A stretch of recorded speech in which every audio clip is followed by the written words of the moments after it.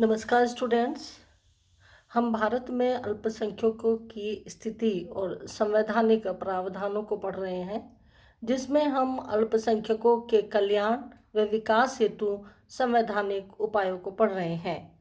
आज हम अल्पसंख्यकों का योजनाबद्ध विकास, नीतियाँ, कार्यक्रम और संवैधानिक तंत्र को देखेंगे, जिसमें हम पंचवर्षीय योजनाओं में कि भारत सरकार ने पंचवर्षीय योजनाओं में क्या क्या कार्य किए हैं, जिसमें संविधान द्वारा निर्देशित और पंचवर्षीय योजनाओं के अनुसार तैयार की गई योजनाबद्ध विकास की प्रक्रिया ने धर्म, जाति और वर्ग से ऊपर उठकर भारतीय जनसंख्या के प्रत्येक वर्ग को प्रभावित किया है। प्रारंभिक वर्षों में अल्पसंख्यकों पर विशेष ध्यान दिया जाना आवश्यक नहीं समझा गया था। उसके बाद भारत में विकासात्मक योजना बनाने से अभिवृद्धि एवं सर्वतोमुखी विकास की एक प्रक्रिया प्रवर्तित हुई, जिसका प्रभाव अल्पसंख्यक समूहों व अन्य वर्गों पर पड़ा था। समाज के सभी कमजोर वर्ग, अनुसूचित जातियों, अनुसूचित जनजातियों, अन्य पिछड़ा वर्गों के लिए प्रारंभ किए गए कल्याणकारी उपायों, कारीगरों के लिए बताई गई स्कीमों, शैक्षिक व स्वास्थ्य और कार्यक्रमों, विकासशील क्षेत्रों की स्कीमों और निर्धनता निवारण स्कीमों से लाभान्वित हुए। हालांकि समय समय पर अल्पसंख्यकों पर भी विशेष ध्यान दिया गया। पूर्ववर्ती दशक में विशेष रूप से वर्ष 2001 से और 10वीं पंचवर्षीय योजना 2002 से 7 इन पर अधिक ध्यान देना महत्वपूर्ण हो गया, क्योंकि इस दौरान समय समय पर पहुंच के कुछ मुद्दे अल्पसंख्यकों से संबंधित उपलब्धियों को दर्शाते हुए सामने आए। अब हम 8वीं योजना को देखते हैं कि 8वीं योजना में कमजोर वर्गों के लिए क्या स्कीम थी। आर्थिक विकास पर और अधिक बल देने के लिए राष्ट्रीय स्तर के 3 शीर्षस्थ निकायों का गठन किया गया। शीर्षस्थ स्तर के ये निकाय थे, पहला था राष्ट्रीय पिछड़ा वर्ग वित्त एवं विकास निगम, दूसरा राष्ट्रीय अल्पसंख्यक विकास एवं वित्त निगम और तीसरा राष्ट्रीय सफाई कर्मचारी वित्त एवं विकास निगम। NMDFC विशेष रूप से धार्मिक अल्पसंख्यकों के लिए गठित हुआ था, जबकि अन्य 2 निकायों में उन्हें लक्षित और लाभार्थियों के अंतर्गत शामिल किया गया था। 9वीं योजना में, जो 1997 से 2002 तक चली, सुविधा प्रांतीय समूहों को शेष समाज के बराबर लाने के लिए विभिन्न नीतियों और विकासात्मक स्कीमों के प्रभावी क्रियान्वयन पर विचार किया गया।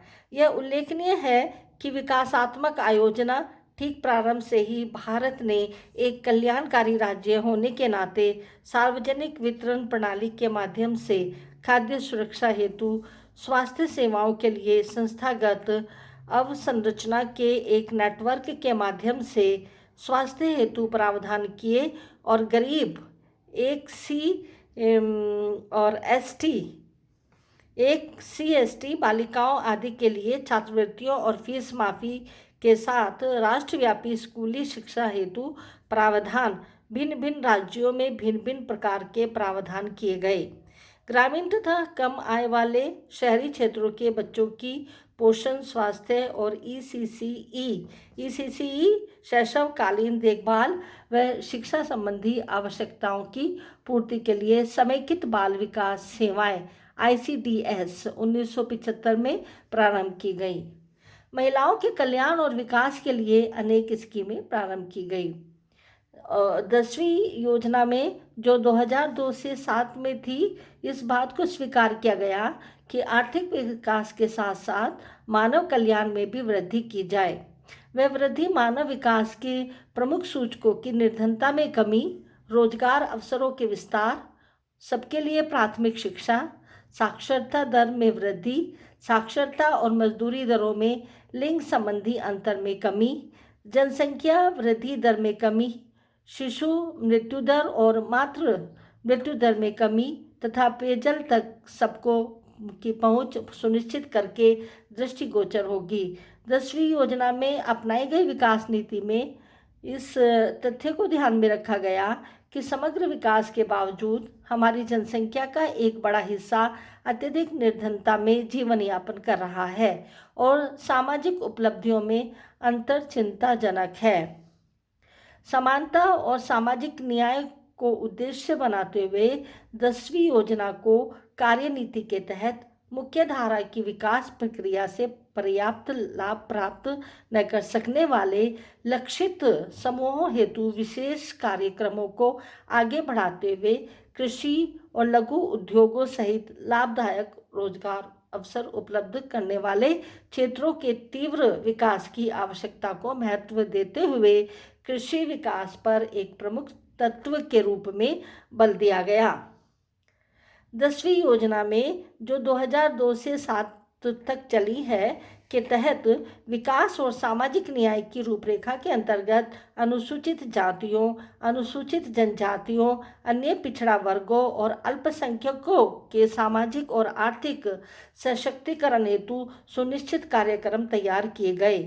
कमजोर वर्गों के सामाजिक सशक्तिकरण हेतु प्रभावी साधनों के रूप में शिक्षा, स्वास्थ्य, शासन में भागीदारी पर बल दिया गया। उनके कौशल और आवश्यकताओं के अनुरूप विशेष रूप से तैयार किए गए कार्यक्रमों के माध्यम से आर्थिक सशक्तिकरण को पुनः सुदृढ़ किया गया। 10वीं योजना के अंतर्गत शैक्षिक और आर्थिक क्षेत्रों में अल्पसंख्यकों के लिए सुरक्षात्मक और विकासात्मक उपायों की रूपरेखा तैयार की गई। पिछड़े अल्पसंख्यकों की सघनता वाले क्षेत्रों में आधारभूत सुख सुविधाओं और सेवाओं की व्यवस्था सुनिश्चित की जानी थी। अल्पसंख्यकों के सामाजिक और आर्थिक सुदृढ़ीकरण के लिए शिक्षा का आधुनिकीकरण और तकनीकी और व्यावसायिक शिक्षा, आवश्यक वित्तीय सहयोग के साथ उद्यमिता की समुचित प्रौद्योगिकी और विकास 10वीं योजना के प्रमुख कार्यक्रम रहे हैं। धन्यवाद।